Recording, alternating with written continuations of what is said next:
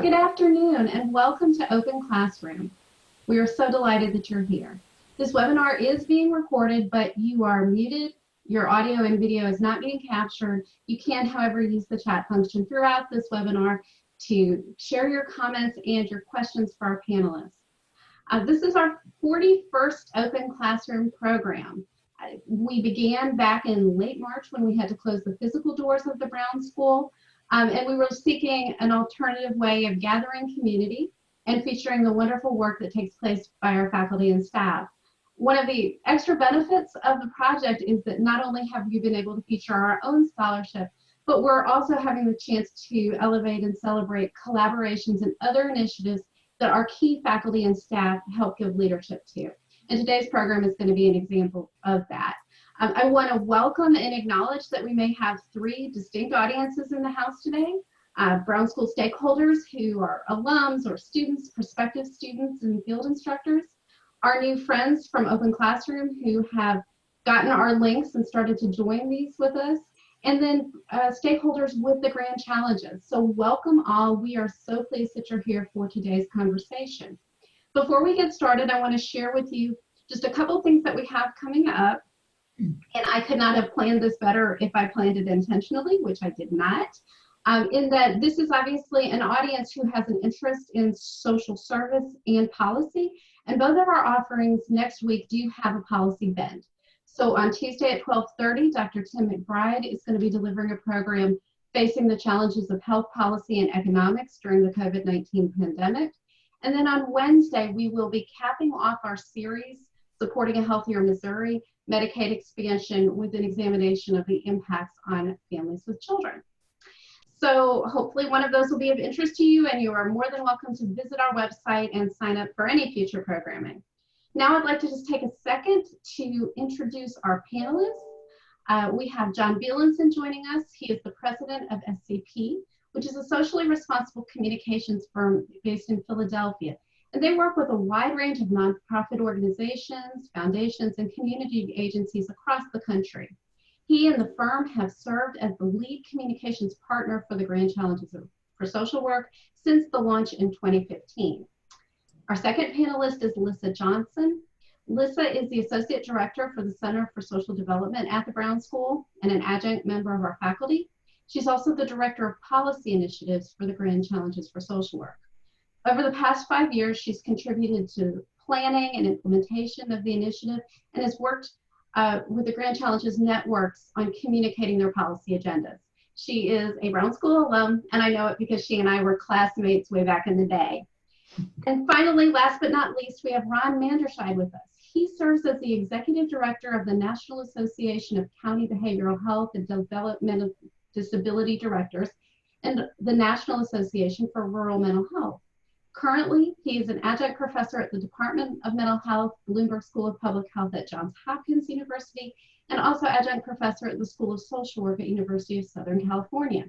Ron also serves on the board of the American Academy of Social Work and Social Welfare and the Grand Challenges for Social Work. So a really distinguished panel, some great perspectives coming to you in our presentation today, making change, messaging your audience, messaging your work for policy audiences. Sorry about that.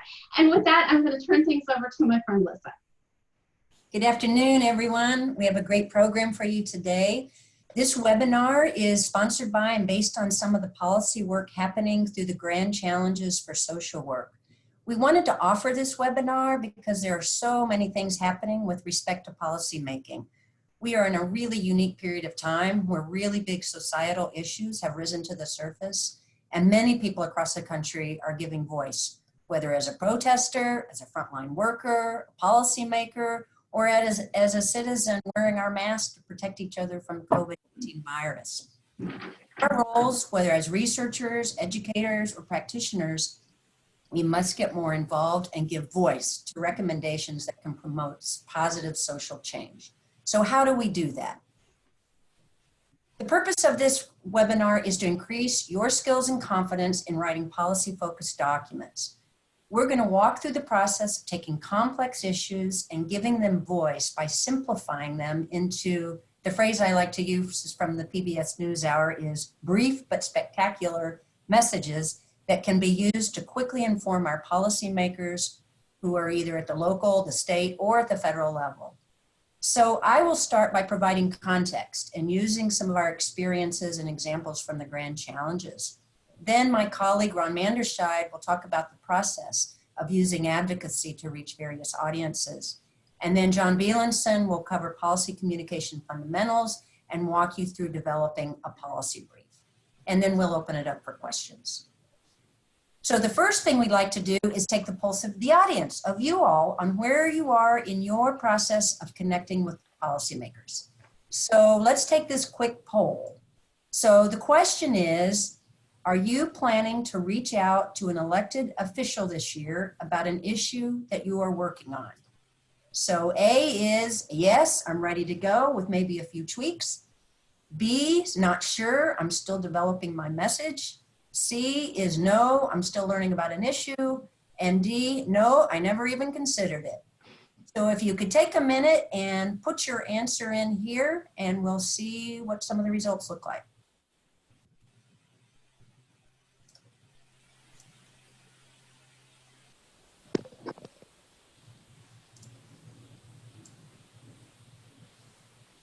So far we're about half and half on yes. We've got a pretty nice split across the board here. 34% say they're yes and ready to go. So hoping we can give you a little bit more gumption and some tweaks to get you off the, to finish up. And about 30% are still in the no phase, but maybe we can move you forward. And 34% not sure, still developing my message. So perhaps we can get you to that point of ready to go to the end of this. So thank you, and we're going to keep moving. And I want to start off first giving you a little background about the Grand Challenges. The Grand Challenges for Social Work was initiated in 2016 by the American Academy of Social Work and Social Welfare. The goal was to establish a 10-year domestic agenda focused on solving some of America's most pervasive problems through research, through education, practice, and policy. Our tagline, it's not listed there, but it's social progress powered by science, because the emphasis is on using a scientific, evidence-based approach in solving these problems. And so you'll hear about this as we talk through some of the briefs we talk about today. So one of the first actions taken by the initiative was to host a policy conference. And we brought together a variety of stakeholders together to think about policy reform and new policy. At the end of the conference, the audience was asked to describe in 3 words or less, 1 word if possible, key messages from the conference. And as you can see from this wordplay, critical to policy are the importance of timing and collaboration. You have to be ready when your issue comes to the forefront to really move forward. So how do we be ready? Listed here are some of the items we found to be helpful to have in our pocket ready to go. So these are things we want to be working on now, which is a 20-second elevator pitch. If you just happen to get to meet with someone in an elevator and you need to let them know exactly what you need right away, you've got 20 seconds to do it. You have something ready to roll on that. A brief that describes the issues and the recommendations you're thinking about, and a set of policy actions that you want a policymaker to consider in taking action. And then facts related to the issue, and perhaps a group of key stakeholders ready to give congressional testimony or a briefing if that opportunity comes up. So building on this idea of stakeholders, one of the key elements is our people. It's about collaboration. We need to have organized collaborators, experts, well-positioned influencers that can help us move our message forward. I want to identify them early and work with them in helping to position our ideas so that they are ready to be called on quickly, such as what I mentioned for perhaps a congressional briefing.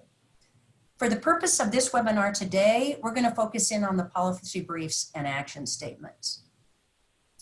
So policy briefs. There are many ways to write policy briefs.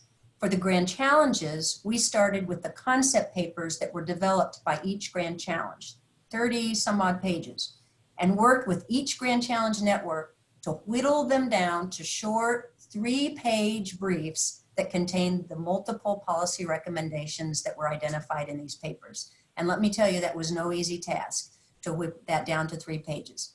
But I want to highlight 3 important elements of these briefs. We think about content, of course, readability, and legitimacy. So when we talk about content, we want to briefly summarize the issue, describe the policy recommendations, and then lay out the evidence and the benefits on which these recommendations were based. We have reasons for why we want these recommendations, and so you want to include that in there. In terms of readability, our goal was to keep it brief and accessible. So our center's editors really helped us with this. To make it easier for others to find and cite material, we added a date, we created a numbering system, we used keywords, and we listed supporting authors with their contact information. And I might say that for the internet, this kind of information, it's like metadata, also helps search engines find the materials more easily. And then third is legitimacy. This reinforces the point that our policy recommendations are really based on scientific evidence. We sought out a variety of experts in the subject matter, including researchers, educators, and practitioners that are working in the field on these issues. We involved national coalitions and professional associations and other individuals and organizations that were positioned to help influence political will. So let me just show you an example of one of the policy briefs that we have. As you can see from this example, it's tiny print, but I'll walk you through it a little bit. The first major paragraph is background information. You need to provide context. So that information is there. And then you'll see that we have 4 policy recommendations for this particular grand challenge, which was to build financial capability and assets for all. So in each recommendation, we have a sentence or 2 about the issue, what is working and not working, and then a description of the recommended solution. So looking at recommendation 2, for example, you can see it recommends universal and progressive child development accounts from birth, and then it states the evidence for making that recommendation. And this Grand Challenge brief is just one. You can find them all at the webpage listed on the left-hand side there if you would like to see the other Grand Challenges policy briefs. So let me take you then to policy action statements. We also developed policy statements from the briefs, which were, and the purpose here was to hone down to one policy recommendation with more detail about the recommended policy action to take. So in this case, what are we specifically asking the policymaker to do? So the difference here is that it's a shorter, more concise, and focused look at recommended policy actions. And then again, on the back of the document, so we make these as a one-pager, hopefully. We might have a simple chart or graphic to help explain what the options are. And then on the back, we contains references and contact information for someone to get a hold of the person who developed it, or the multiple people. So here's an example of a policy action statement. I'm going to use the same child development account example.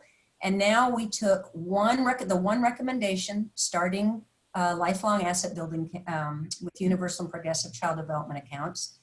But you can see now that we still have the first paragraph, a very brief summary about the issue, but the action paragraph is much longer and talks about some specific policy modifications. And in this example, we have specific policy modifications to improve 529 college savings plans. So you see those action steps there. And then at the end of that is a brief description of the evidence, which cites findings. In this case, it's citing findings from a statewide experiment on CDAs that was is conducted in Oklahoma as justification for why we're making these recommendations. And then finally, my final slide I'd like to share, this is pretty much summarizing what I've said. It compares the products we use, but also I wanted to talk a little bit about the primary use for these products. First of all, under content, again, the scientific references are used with briefs, with action statements, and with fact sheets. The brief, as you can see, might be a little bit longer because there's more emphasis on the issue and the evidence and explaining those elements. The action statement is shorter, but it has more emphasis and detail on the recommended action to take, the particular policy action. And fact sheets are quick facts about the issues, and then again, the evidence supporting those recommended action. In terms of the primary use, our overall goals were to raise awareness, build partnerships, educate, help in building coalitions, and then using the information to meet with legislators and staffers and connect more directly with the Hill, and particularly the federal, but in many cases this could be at the local, state, or the state level as well. In particular, again, the way we see the brief, it was good for all of these uses, but primarily it might be a little better for raising awareness, educating, and building the partnerships. And again, the action statement is a little better for meeting with the legislator or the staffer to give them a little more direction on ways we think about the policies should be considered, the actions to be considered. So I am going to now turn it over to Ron, and he will talk to you about reaching audiences through advocacy. So thank you very much, Lissa. Glad to be joining you this afternoon. Let's go to the next slide, please. So the question is, why do we develop briefs and action statements and fact sheets? We develop them because there's not a single one of the grand challenges we are going to solve without major policy change at the national level, I would argue at the state level, and sometimes also at the local level. So in order to affect those policy changes, we're going to have to put those briefs and action statements and fact sheets into work here. Okay, next one. So I want to talk a little bit about doing advocacy. So the next step, once you have your brief or action statement or fact sheet, what do you do with it? You are going to go do advocacy. And when we talk about advocacy, most people focus totally on the content of the advocacy. They don't focus on the process or the culture of advocacy. And I would argue, like the medium relates to the message, the process of advocacy is just as important as the content of what you're advocating for. For example, one classic example here is the use of business cards. If you're in DC and you're advocating on the Hill, the very first thing that happens in an advocacy meeting is everyone exchanges business cards. I recognize that business cards are kind of outmoded and many people don't use them anymore, and they would say, why are you not having this on your computer and so on. On the Hill, they use actual business cards. So if you do not have one, you will be left out of the process. Those business cards are very important because they give you the connections, the email addresses, and the telephone numbers of the people you are trying to influence in that meeting. They also help you know who has been in that meeting so that you can share the results of the meeting after the meeting. So one little simple example of culture here. Next slide, please. I told you about the business card. Second point here, be mindful of time. When you go and have an advocacy meeting, you may go thinking you have an academic frame. You're going to spend several hours there. No, that won't happen. You will be very lucky to get 10 or 15 minutes, and maybe it's only 5. So you need to go prepared with a very short message that you could deliver in 5 or 10 minutes. And then you need to also go with more detailed material if you're given more time than actually 5 or 10 minutes, hence the importance of the briefs and the action statements and the fact sheets. And talk directly and use simple language. Do not use scientific language. Do not talk about P's and logistic regression models. That is totally useless on the Hill. What the Hill person will say is, tell me what you want and why you want it. Don't come and tell me we need to do more research on X. Forget all that. Just tell me what you want, why this is a good thing to do, and what the benefit will be. So we have to act differently in this context than one would act in an academic framework. Next slide, please. So when you're there, whether it be in a meeting or you're doing a briefing, there's several principles here that I think are important to pay attention to. A very clear identification and specification of what is actually the issue that you're coming to talk about. So with the students at USC that I teach, I always say in your capstone project, have at least a sentence or a paragraph. The purpose of this project is to do what? What are you actually trying to accomplish here? What are the range of ways in which this thing that you're trying to accomplish can actually be accomplished? Because there obviously are multiple solutions to every single problem. Is there a consensus around one or more of these solutions that's stronger than around other solutions? And finally, then bringing that solution forward as the key approach where consensus already exists in the field. Another thing that Hill people will ask you, if you go on the Hill, who's speaking for the field here? And so are you speaking for the field? Are you speaking only for your discipline? Who are you actually speaking for? It's important to know what point of view you're using and who you're talking to. Next overhead. So setting up a meeting. So there's a culture to actually setting up a meeting and conducting the meeting here. You can request a meeting by phone or follow up with an email, or you can start with an email, or you can start it with a personal contact of somebody you already know on the Hill. Whether the Hill be in DC or in a state legislature or even in a county commission office. If you already know somebody who's there, that person is very useful to you in terms of making additional connections that are maybe more proximate to the people you're actually trying to reach.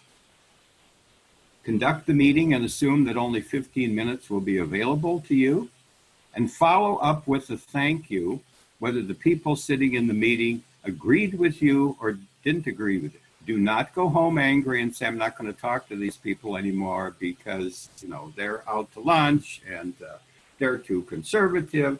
You always thank everybody, because it may be 6 months from now, you'll be back again advocating with that same person. And at that time, you may actually be on the same page. And they may actually be shocked that you followed up and thanked them, basically. So important here. Go ahead. A second major way of working on the Hill is conducting a briefing, and the American Academy of Social Work and Social Welfare and the Grand Challenges have been doing some briefings as part of this work on the Hill, and there's a culture and a process to a briefing as well. Briefings typically never last more than an hour. You're not going to get people there, and you're not going to conduct a 2 or 3 hour seminar on the topic. Never happened. People will never stay that long.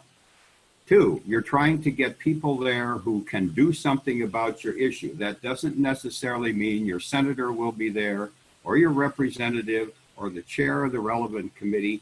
It may mean that their staff people will be there taking notes, because it's the staff people who actually translate these things into actual activities once they go back to their office.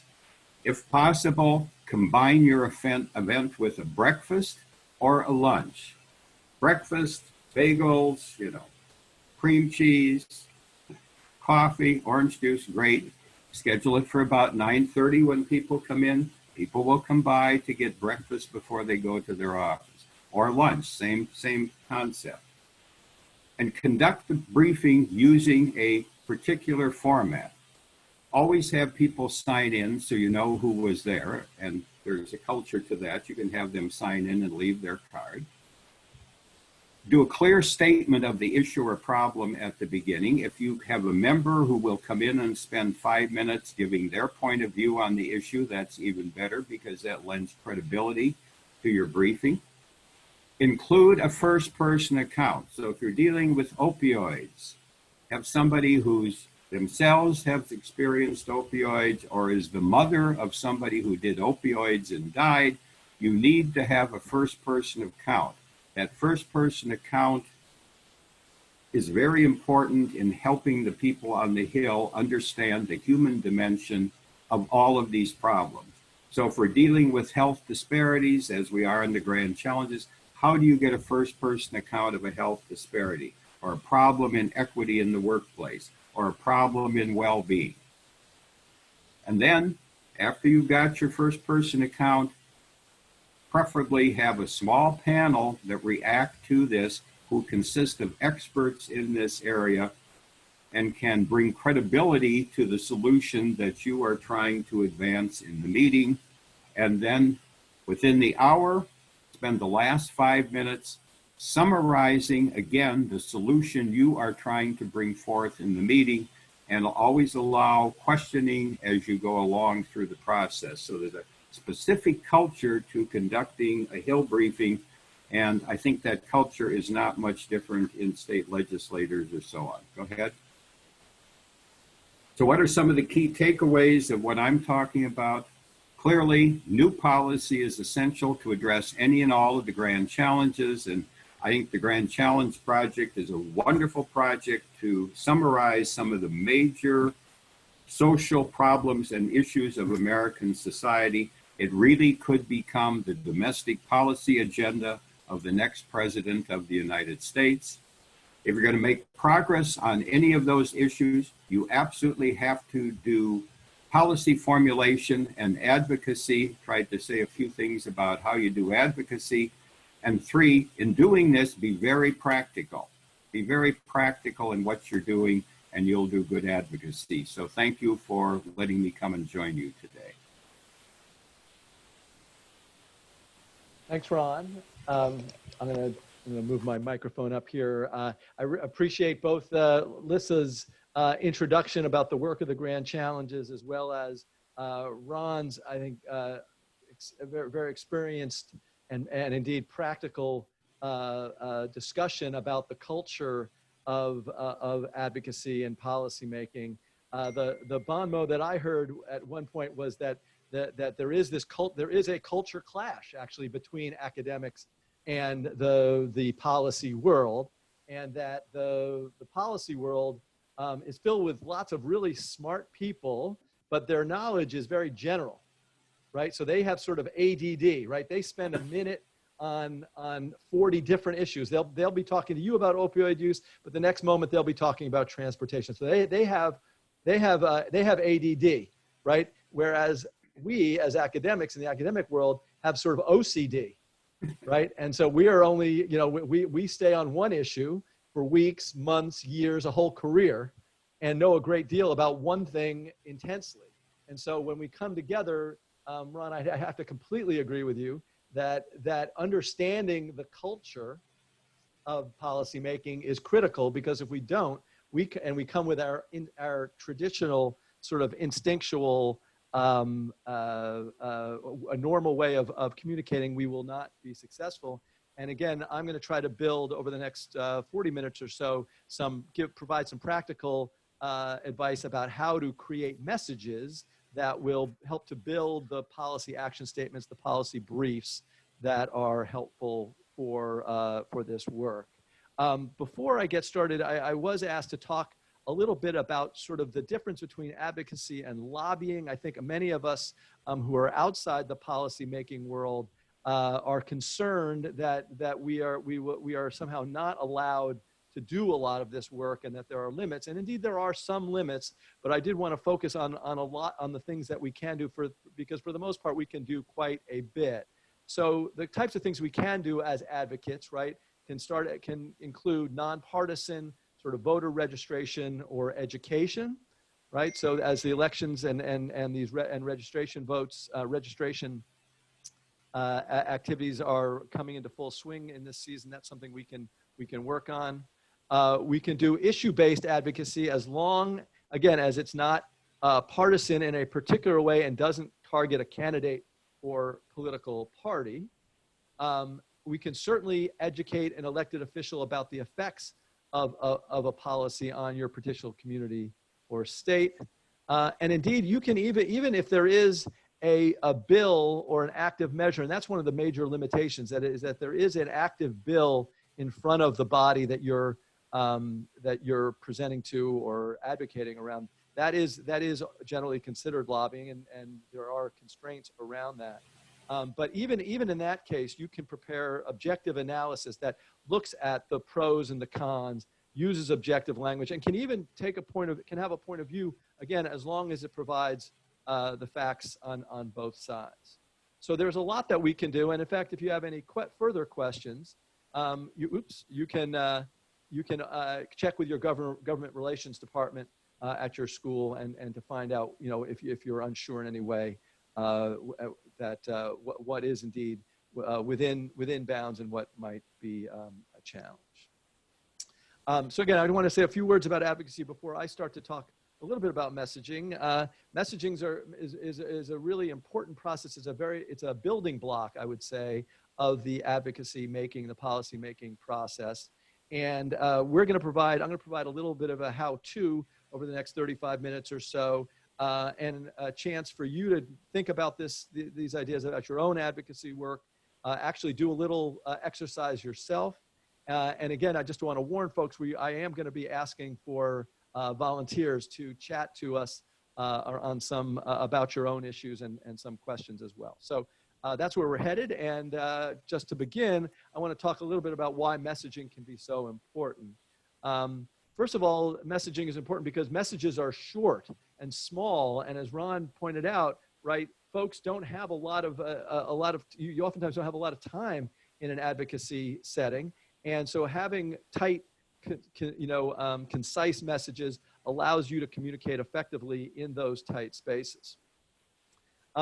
More generally, even beyond the advocacy world, all of us are living among sort of condensed time frames, changing ground. Think about just even the number of emails each of us receive every day, the social media posts that we see or might read if we're watching television or listening to radio or podcasts. All of that is compressing our ability to pay attention to anything. And so messages allow us to connect in very short bursts, which is oftentimes required. And finally, messaging is critical because if we think of messaging or communications as having a kind of a bullhorn where we say something out to the audience and they understand it particularly. But in fact, it's a collaborative meaning-making process where I speak, you listen, you try to make sense of what I said, and then if in the best cases, we create some kind of meaning together. So there is this distillation process that the receiver of the message will always have to go through. And if we don't distill it, they will for us, and oftentimes they will distill it in ways that are not particularly helpful. All right, so let's talk a little bit about messaging and what we mean by messaging, some of the basics.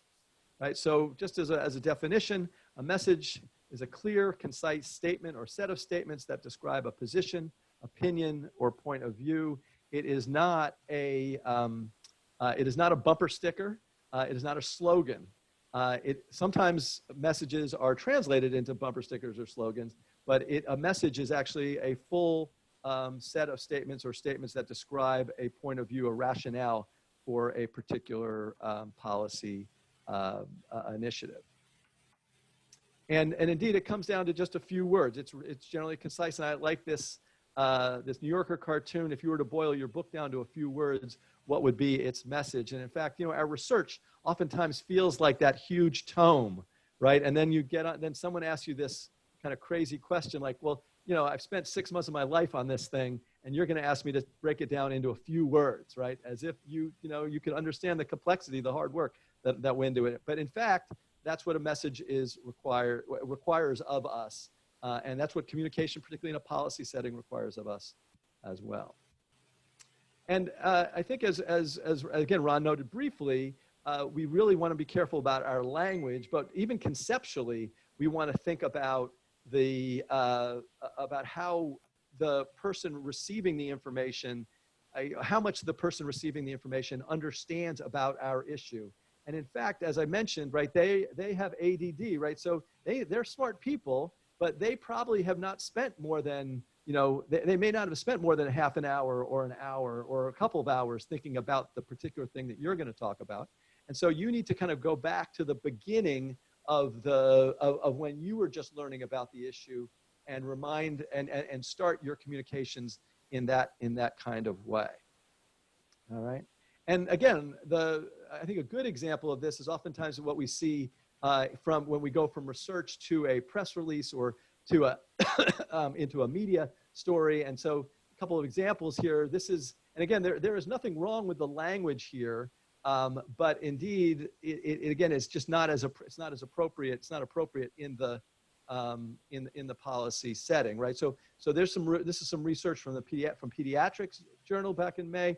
This research suggests that the FTT triadic intervention is efficacious in delaying sexual debut and reducing sexual risk among adolescents, right? So again, there's nothing, this paper was accepted in pediatrics, so there's nothing wrong with this language in an academic setting, but in a policy or in a more general public communication, you're gonna want something a little bit more plain spoken, like a new study shows that sexual education for teenagers is more effective in reducing sexual activity and risky behaviors when discussions involve teenagers, parents, and healthcare providers. That's the triad that's being, again, that's being shorthanded here. Triadic intervention actually means the teenager, the parent, and the healthcare provider as the triad. So explaining, going back to more basic language is critical. Second example, excuse me. These from a paper on social networks and substance abuse for homeless folks. These findings provide longitudinal evidence that changes within substance using social networks are associated with subsequent changes in individual use and underscore the importance of interventions aimed at promoting positive social relationships for formerly homeless persons and improving PSH's social environment, right? So again, nothing wrong with this as a, there's actually jargon here that is specific and helpful in the academic setting, but much less helpful in the policy world. So an alternative might be people who were formerly homeless are more successful at reducing substance use, when they live and socialize with others who are also limiting their substance use.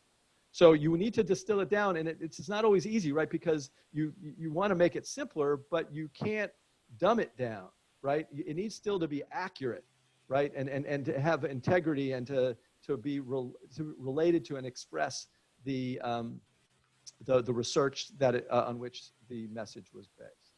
So just a couple examples about the importance of distillation in creating effective messages.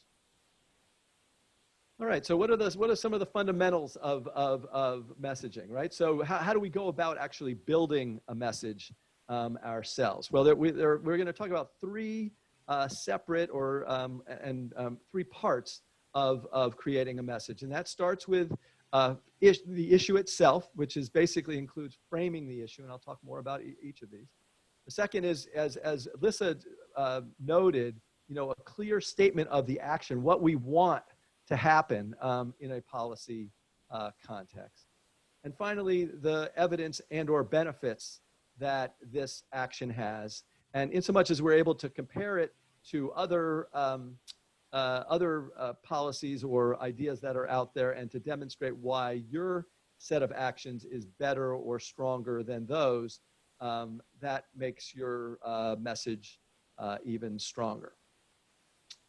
All right, so let's go through each of these. So in terms of building your message, how do we frame an issue, right? The first thing we want to think about is identifying a broad value that supports your argument. That could be justice, that could be fairness, that could be compassion, that could be economic opportunity, that could be self-sufficiency or independence. Each of those values, again, create a common premise to begin your message, to begin your argument, so that people who may not initially think of your issue or initially start on your side of the issue, at least can agree that we should that all of us as we age deserve the right to be active contributors to our society, right? So this notion of justice and fairness, inclusion, right? So people, whatever your solution might be, that might not, that might not be supported, people will agree with that value statement, that broad value statement when you begin, right?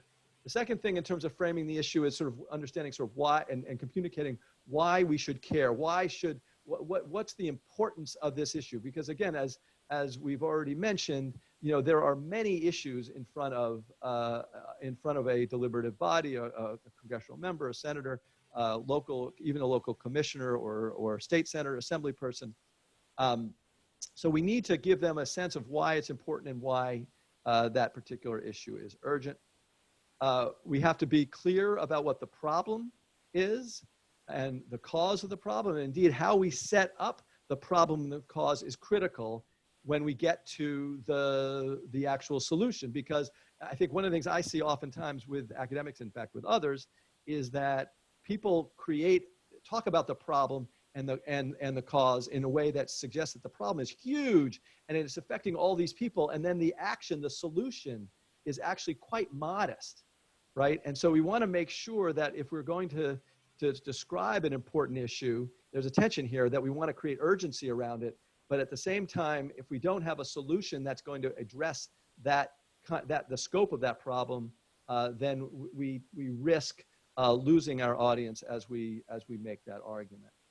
And finally, we want to note sort of who's affected, and particularly as we're talking about the culture of advocacy, elected officials represent people, right? So how does it affect the people of Kansas if you're talking to a Kansas senator? How does it affect if I'm talking to Dwight Evans in my congressional district, how does it affect the people of Northwest Philadelphia, right? So that makes a difference in terms of the framing, and will make a difference to whether your audience is interested and willing to listen to you. So that's the first thing. So I'm sorry. And we're going to spend a little time in an exercise in just a second. Think about these questions as it relates to the issue that you're working on, and I'm going to give you a little practice at trying to frame your issue in an unfair amount of time, probably about 5 or 6 minutes, in just a second. So just to give you a heads up that that's coming. Second thing you want to do in terms of building your message is to describe the action. So what do you want a legislator or a policymaker to do, right? So what is the actual ask? What are the actions, and can those people do? Are they in a position to do that, right? Can they actually do the ask? Can they actually respond to the ask or the action that you're seeking, right? Second thing is how much will it cost? Again, almost all legislators are going to want to know about the cost of the proposal. They're going to want to know who's on your side, right? So Ron mentioned sort of who are you speaking for, and then but who else is on this side, right? Who's supporting this issue with you? And again, if you can create a coalition, a big enough coalition, that can be a powerful support to your message. And then who's opposing it, right? So that people will want to know sort of who's on the other side as well, right? So that's the action. So as you think about what the solutions, those are kind of key elements of this part of the message. And then finally, you want to ensure that you're clear about the evidence and benefits of your point of view. You're sort of making the case for this proposal, right? What's the evidence for it? What is the net benefit compared to other programs and things and other policy actions that are already out there? What are the pros and cons? And again, you want to give people a sense of sort of what's going on the what the other side is saying about this issue, if possible, because you want to demonstrate that you're aware of the larger conversation that's going on around this issue, and you want to be able to address those concerns. All right, so here's an example, right? So we have your issue, we have the action, we have the evidence benefits. and again, it'll depend on, different, this will be different depending on your audience and what it is you're working on. But here's an example focused on long-term care and on federal legislators particularly. So the issue starts, our framing of the issue is that all of us need and deserve a sense of economic security as we age, right? So there's the value statement. During the next 30 years, this is the problem. During the next 30 years, despite their best efforts to prepare, many middle-class families will be bankrupted by the unpredictable and offering staggering costs of long-term care. The cause of this problem is that the private market for long-term care insurance has failed. Medicare doesn't cover these costs, and Medicaid only covers long-term care costs for the poorest among us. So that's the framing of the issue. So now what do we do? Well, the action is we need an innovative program that combines short-term private pay insurance and or personal responsibility for the initial disability costs that are then combined with federal catastrophic coverage that protects families from sustained and shocking long-term care costs that run into the hundreds of thousands of dollars. And again, I will say this action and this policy proposal is being pushed around Washington, or was being pushed around in Washington this spring. Joanne Lynn, who is a very passionate and incisive geriatrician and advocate, has been promoting this idea more broadly. So I want to make sure that note that I'm indebted to her for this. And then finally, the evidence and sort of benefits. This program would restore a vigorous private long-term insurance market. It would dramatically reduce Medicaid spending by reducing the need for long-term care support.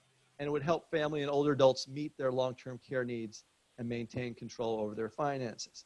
Now, of course, these are really the benefits. The evidence is not here, and I don't have enough space to actually provide those. But again, in so much as you have them available, you'd want to talk about how much, particularly the reduction in Medicaid spending was, and the reduction in the need for long-term care support was, and that kind of evidence would be particularly helpful in making a really powerful and effective message. So that's an example. And now what I want to do is to actually take a breath and to turn it back to you, right? And what I'm hoping that you will do is to think about how you might frame your question, right? So why is this important? What's the core value? Why should we care? What is the problem? And again, I oftentimes encourage people to start with the problem because most of the time people know what the problem is. And again, you can work then back to the value, and you can make choices about the value and sort of the framing of the issue that way. And then ultimately, what do you see as the solution? All right. So I'm going to be quiet now. And what I'd like folks to do is to spend the next 5 minutes or so, we have time for this, to think about these three questions and to start to write them up. And if they have the answer to one or more of them, to chat them to the, put them into the chat. And if folks have any questions, I'll stop talking now. I've been moving my microphone close to my mouth because supposedly for the first time in the history of my experience, nobody can hear me. Normally I'm a very loud talker, but I will stop talking for a second. And if you do have questions about this, we're happy to respond to them either in the chat or I'll respond to them more generally. So you got 5 minutes and then we'll reconvene.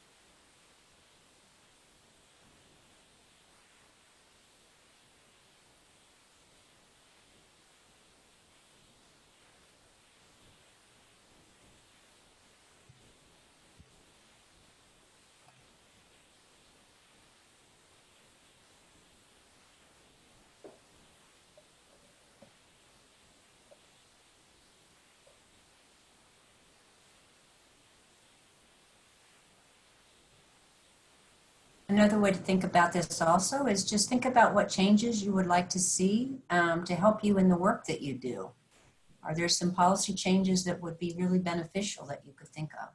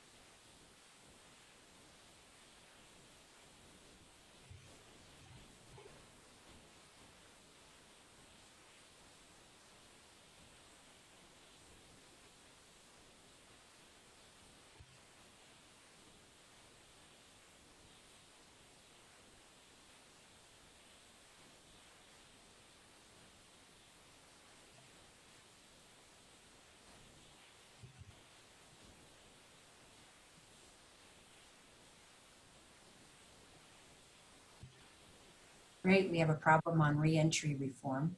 Yep.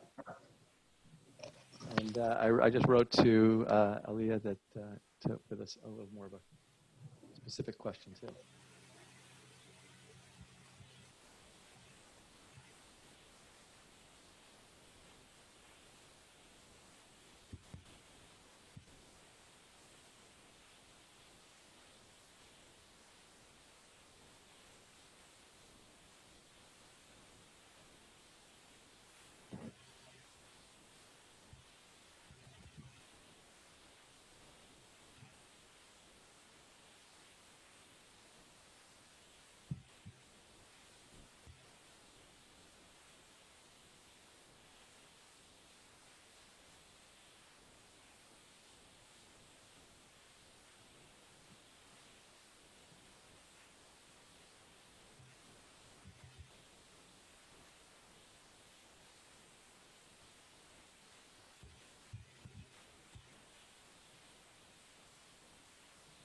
Great, thank you, Tawanya.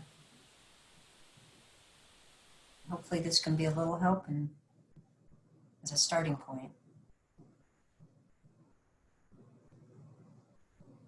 There we go, Marina.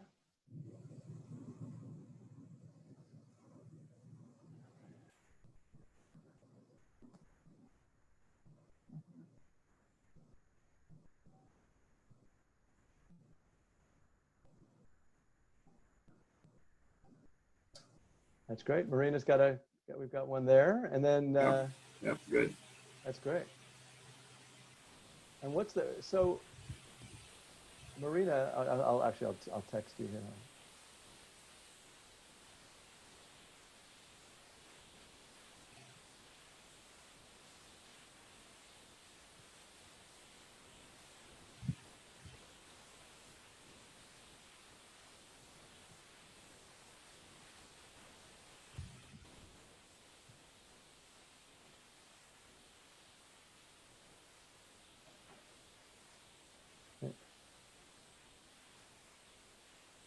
Yeah, we got some good ones coming in. We got Tyler Frank talking about food assistance programs.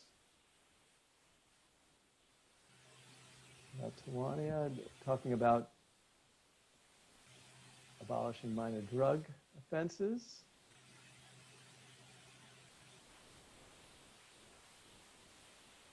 They're working on rehab programs. This is great.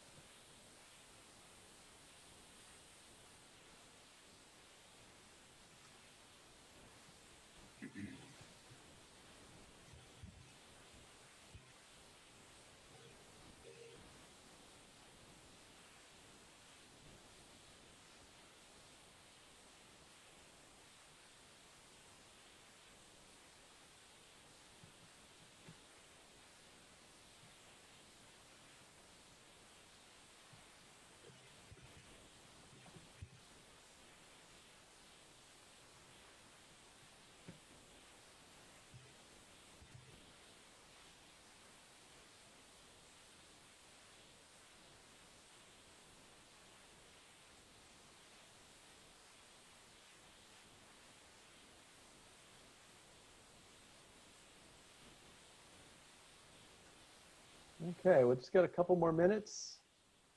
One more minute, maybe. If anybody else wants to chat in.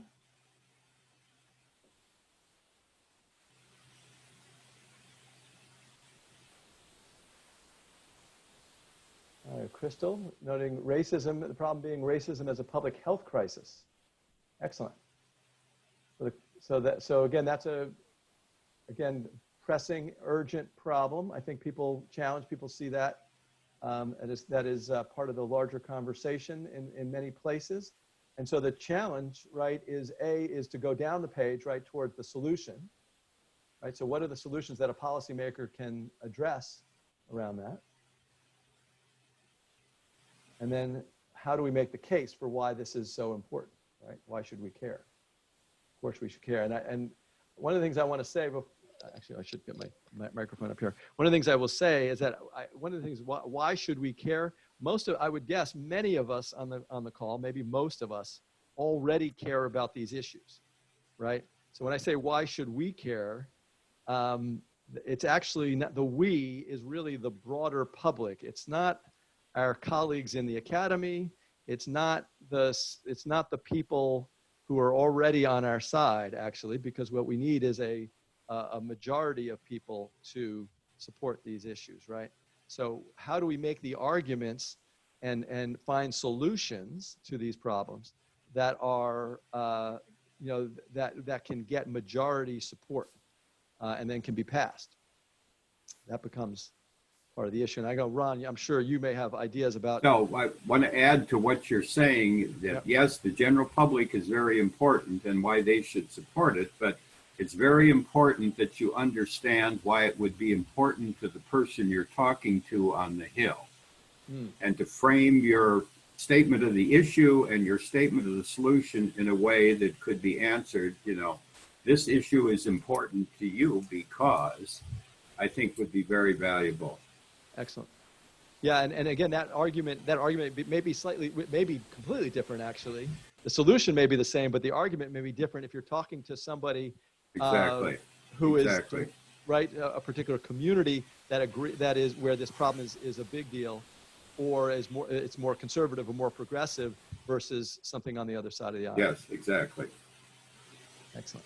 All right, so we've got a couple of ideas. I just want to talk a little bit here. We've got a couple of ideas that have come up here through the chat. Alia has set out a problem of reentry reform around criminal justice and how to help people, I guess, after serving prison terms.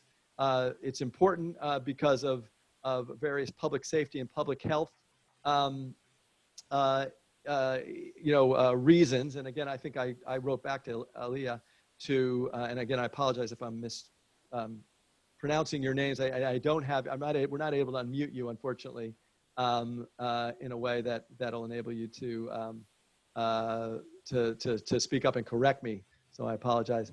But then then I asked her exactly what kind of rehab programs would a policymaker or what kind of rehab programs could a policymaker actually fund or support, right? So again, I think she's got, again, a clear sense of the problem, sense of the importance, and then for the solution. And again, we now then need to get down to specifics. Tawania, let's see, Tawania talked to us. That was about something else. Let's see, Marina Gross was talking about, the problem is a disproportionate number of Black, Indigenous, and people of color, BIPOC, are jailed for lower drug offenses, such as possession. Although some states have legalized the sale of recreational marijuana, we continue to jail these BIPOC people for possession of small amounts of recreational drugs. This creates a lifetime of disadvantage for an issue many states no longer consider problematic. The solution is to abolish minor drug offenses, right? So again, I think I wrote back to her saying, well, how do we frame this? And again, I think the frame is probably around issues of justice and fairness that are, I think, implicit in the way Marina describes the problem. But again, that's another part of developing a message there. Tyler Frank wrote, I'm looking at ways that government food assistance programs are expanding during emergencies like COVID-19. And again, for this issue, again, why is this important? Why should we care? Again, I think it's, again, to many of us, it's quite clear why we need to expand those food assistance programs. But, perhaps you might think about sort of, why should someone who is more conservative or has a more conservative point of view care about this issue? And to think about an argument that you might make to that person as well. Let's see. Oh, and Alia, in terms of the restorative justice the rehab programs, she talks about restorative justice programs in public safety and public health would be the health of general population, since the many people who end up incarcerated have unaddressed trauma, leading them to the crime, and public safety of having people with unaddressed trauma released back into the community could lead them to committing crimes again. So, so again, that's I think a powerful way of describing the case for, or the rationale for these restorative justice programs. Again, I think good work there. And then ultimately, Marina suggested about I'll go back to Marina about the drug about abolishing minor drug offenses. She suggests, how about making a dollars argument? This is happening in all of our communities and is costing taxpayers X amount per year. So again, I think an excellent way to make the case. Of course, then you just simply need the data, right? And so what do the cost savings look like, and how do we get those in front of the policymakers in ways that really are helpful? All right, so thank you for all of those. I have one example here that is based on a congressional briefing that was done earlier this year under the aegis of the Grand Challenges for Social Work.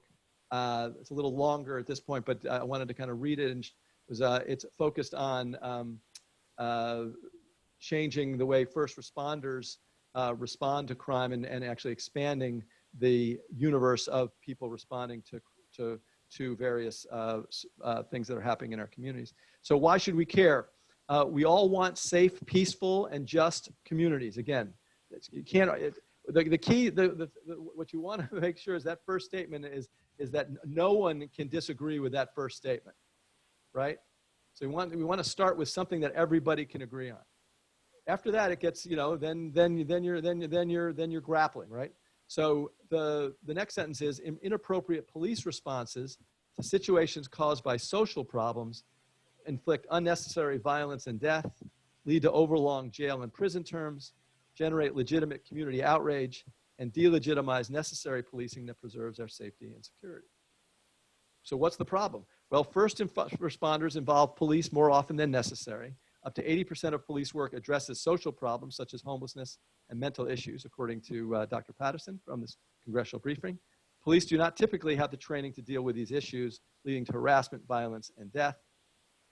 The solution then, innovative public safety funding should enable communities to develop and test strategies to redirect 9/11 calls towards appropriate social service programs, interventions, support non-law enforcement organizations that employ alternative first responders, including social workers and public health professionals.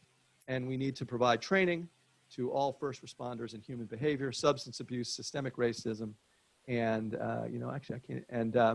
compassion fatigue. And there's another word in there that I can't actually see because of the interface, unfortunately.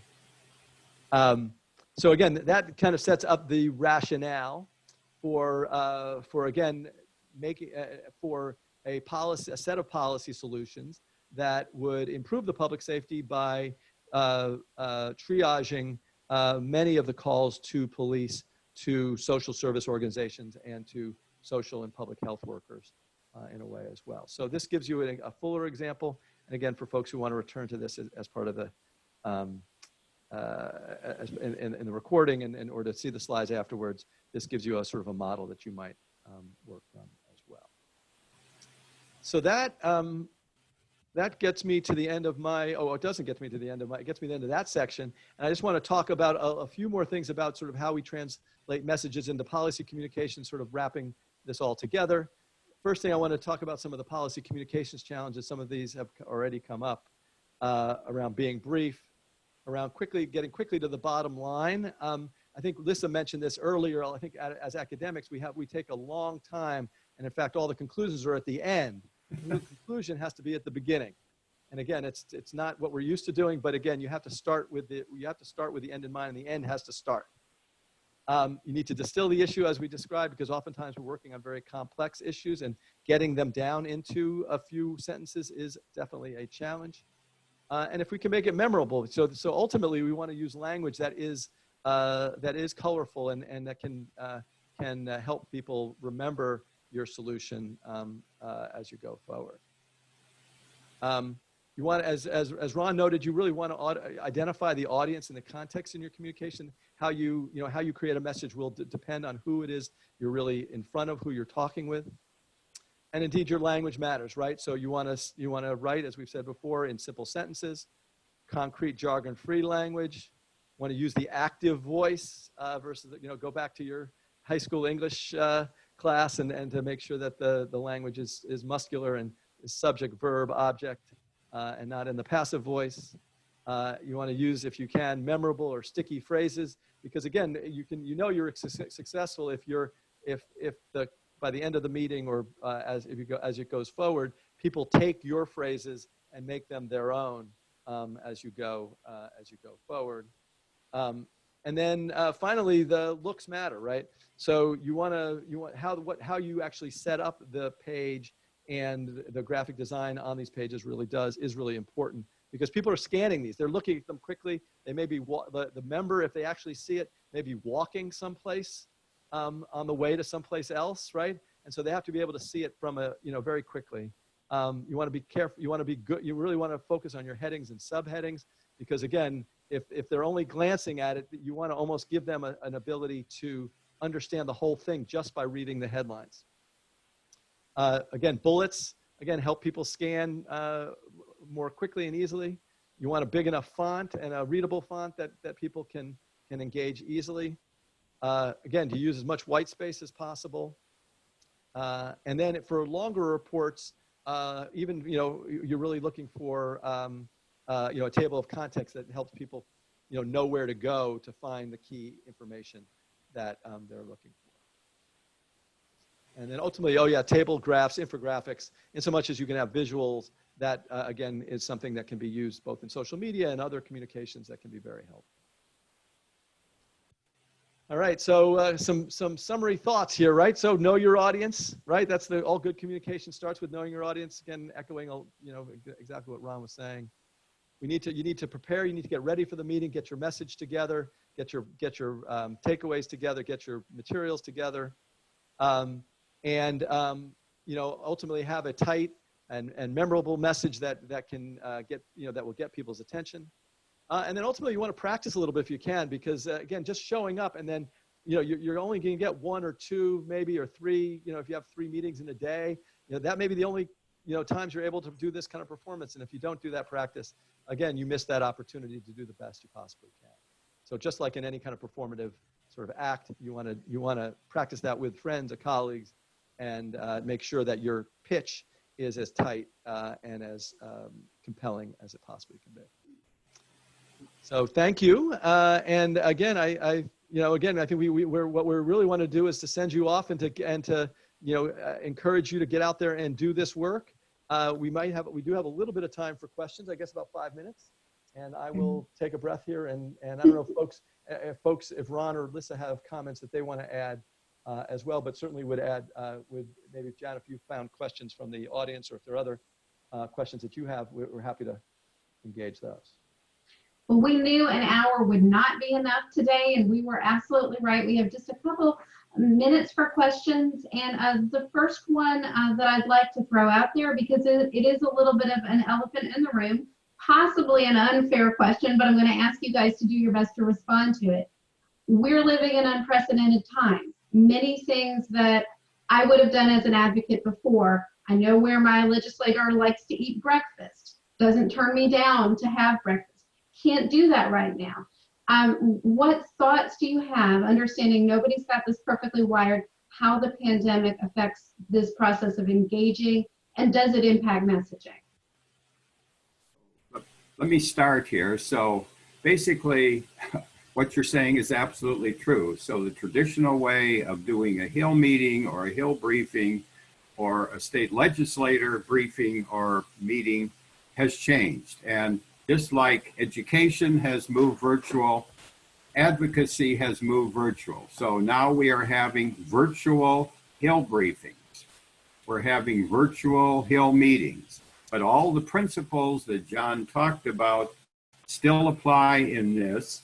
And I think you have to doubly prepare for the virtual meeting because, as you can tell from the technology, it is not quite the same as being in the room with someone, being at breakfast with them, as you state, and so on. But the work goes on. We've converted it virtually. It works reasonably well. And I think we're going to be doing this for quite some time because I think COVID-19 is going to be around perhaps for another year or two. And I would say that you know it's social media, in fact, is more important than ever. In that, you know, all offices, all elected officials, all departments will have social media accounts, Twitter, Facebook, generally, and maybe some others. And in some, you can use those their Twitter accounts and their Facebook pages to engage elected officials and develop relationships with them in ways that now, you know, again, that was one of the arrows in your quiver. Now, if in terms of trying to find and meet people, it's much harder, as Ron just described, and social media can be a very valuable sort of medium towards that kind of engagement. And I would say I agree, but I also say I think there's also a big opportunity here. We have had we had a congressional briefing virtually. We've had some conferences virtually and with state treasurers and others. And we were quite pleased that we were able to obtain their presence. And in some ways it could be a little bit easier because they're not having to travel quite as far. I would say that one of the biggest pieces here is continuing to build the relationships and the partnerships. You can do that over Zoom. You can do that through social media, lots of different ways to do that. In some ways, sometimes it's actually easier than trying to meet face to face. So I think there are some opportunities there, and we just have to take advantage of them and think creatively about how to do that. And one more thought on this same subject. So COVID has also created legislative opportunities. The various packages that are being passed, CARES and potentially now HEROES or some derivative of HEROES, create opportunities to put things into those bills that under more normal circumstances would be much more difficult to pass. Because the big broom is sweeping here and they roll it all together and it becomes a huge $2 trillion bill. And the person is not going to pay huge attention to a 100,000 item or $1 million item or even $1 billion item in that bill. So there's opportunities created by COVID that weren't true previously. Very true. It makes me think of something extremely wise that our dean said, which is never let a good crisis go to waste. That in this time there are some opportunities we couldn't have had in other times. I'm conscious of the time and that we are at our promised end time. I want to thank our audience for joining and understand that some people may need to leave the meeting out. They have other commitments. But before we sign off on this broadcast, I wanted to give each of the panelists an opportunity to provide any closing thought, final takeaway, or comment to share with the group. Ron, Lissa, you got us? Take us away. Lissa's going to start here. Okay, I'll start. I just want to say, really, please get your message out there. It's really important. We really need everybody's involvement in moving forward this progress as we would like it to be. If you would like more information about the grand challenges specifically, please check out the website. I think it's on our last slide here.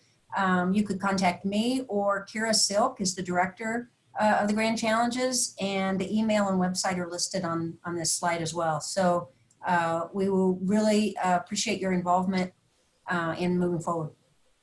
So what I would add to what Lissa's saying is that we need not only your issue, we need your passion. We need you to be working with us on these grand challenges. These are huge problems in American society that confront all of us. There are huge opportunities to work with us. Many of the problems and solutions that were suggested in the chat space are exactly the kinds of issues we are working on. We need your help in working on these issues. And I'm just going to say ditto to both Lissa and to Ron, and to encourage folks. You know, the last thing I said was go. Yes, to take this work on, and to ensure, you know, and to understand it as part of your, you know, sort of broader responsibilities and broader work. Because again, as Ron has said, as Lissa has said, this is how change gets made. And if we don't take the policymaking process seriously, we will not get to the results and to the outcomes that we all want and need for our communities and for the country as a whole. Thank you. Hear, hear. As social service professionals, it's wonderful to help one person, but a change in policy can help thousands, hundreds of thousands, or millions with a single action. So it's definitely a very important part of our field. And I thank you all for leading and giving voice to this part of Grand Challenges, and sharing with our audience more about that initiative. Very grateful to our audience and for their willingness to risk playing along in the chat with what's on their minds and workshopping some ideas with us. It's been a really fruitful conversation. So again, thanks everybody for being here and joining us. And hope you stay healthy and safe out there, and that we get to catch up with you soon at another webinar. Take care, everybody. Thank you. Okay, good.